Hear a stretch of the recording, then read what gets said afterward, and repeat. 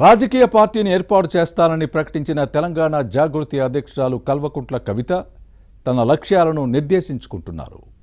కొడితే ఏనుగు కుంభస్థలాన్నే కొట్టాలన్న వ్యూహంతో ముందుకు సాగుతున్నారు. వచ్చే అసెంబ్లీ ఎన్నికల నాటికి పార్టీని పూర్తి స్థాయిలో పటిష్టం చేయాలని భావిస్తున్నారు. సిద్దిపేటలో పోటీ చేసి మాజీ మంత్రి హరీష్ రావును ఢీకొట్టాలని కవిత టార్గెట్గా పెట్టుకున్నారా? గతంలో ఇక్కడి నుంచి ప్రాతినిధ్యం వహించిన కేసీఆర్ ఓటు బ్యాంకును తనకు అనుకూలంగా మలుచుకునేందుకు ప్లాన్ చేస్తున్నారా? తెలంగాణ జాగృతి అధ్యక్షురాలు కవిత రాజకీయ లక్ష్యాలపై ఇన్సైడ్ స్టోరీ.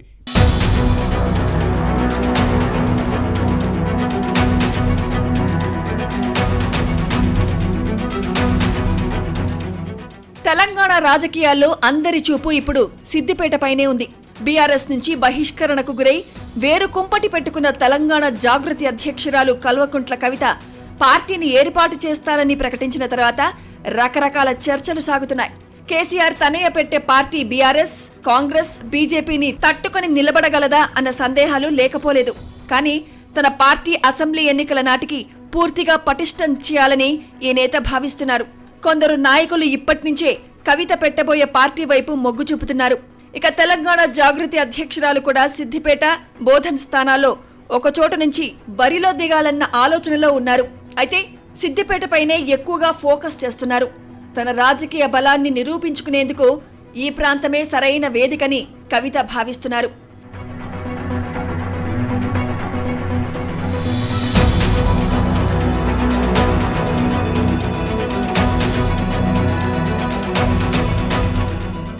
ఇక రాష్ట్రంలోని అన్ని నియోజకవర్గాలతో పోలిస్తే సిద్దిపేటలో భిన్నమైన పరిస్థితులుంటాయి. ఇక్కడ ప్రజలు ఎవరినైనా అభిమానిస్తే అందలం ఎక్కిస్తారు. గతంలో కాంగ్రెస్ ఎమ్మెల్యేగా మదన్ మోహన్ ను 4 సార్లు ఎన్నుకున్నారు.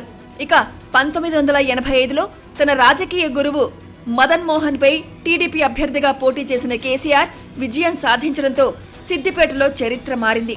ఇక్కడి నుంచి వరుసగా 6 పర్యాయాలు ఎమ్మెల్యేగా విజయం సాధించి తిరుగులేని నేతగా ఎదిగారు బీఆర్ఎస్ బాస్. ప్రత్యేక రాష్ట్ర సాధన కోసం గులాబీ జెండా చేతబట్టి తెలంగాణ స్వప్నాన్ని సాకారం చేశారు.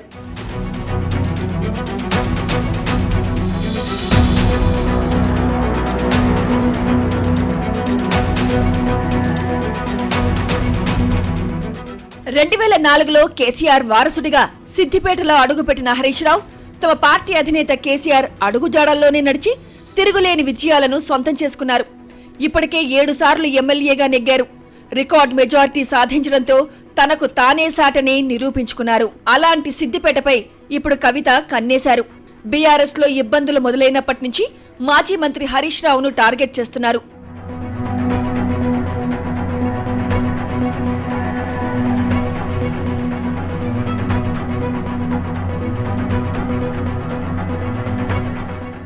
కొత్త పార్టీ పెట్టి 0 నుంచి మొదలు పెట్టడం కంటే ఇప్పటికే సిద్దిపేటలో సిద్ధంగా ఉన్న కేసీఆర్ ఓటు బ్యాంకును తన వైపు తిప్పుకోవడం సులభమని కవిత ఆలోచిస్తున్నారు.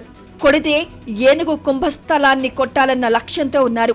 అందుకే ఎక్కడో పోటీ చేయడం ఎందుకని ఏకంగా హరీష్ రావు కంచుకోట సిద్దిపేటపై ప్రత్యేక దృష్టి పెట్టారు. ఇటీవల ఏకంగా గులాబీ బాస్ పుట్టిన ఊరు చింతమడక నుంచి జంగ్ సైరన్ మోగించిన కవిత హరీష్ రావు టార్గెట్ చేయడం ద్వారా తన భవిష్యత్ రాజకీయ అడుగులు ఎటు పడబోతున్నాయో చెప్పకనే చెప్పేశారన్న ప్రచారం జరుగుతోంది.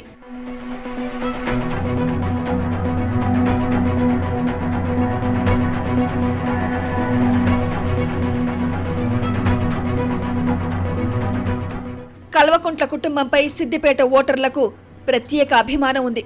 దీన్ని వాడుకొని తన నాయకత్వాన్ని బలపరుచుకోవాలని చూస్తున్నారు. కొత్త నియోజకవర్గంలో రిస్క్ తీసుకోవడం కంటే తెలిసిన అడ్డాలోనే పాగా వేసి సత్తా చాటాలన్న ప్లాన్లో ఉన్నారు. కేసీఆర్ రాజకీయాలకు పునాది వేసిన సిద్దిపేట గడ్డపై ఇప్పుడు కవిత పోటీ చేయాలని భావించడం కేవలం ఎన్నికల నిర్ణయం కాదు.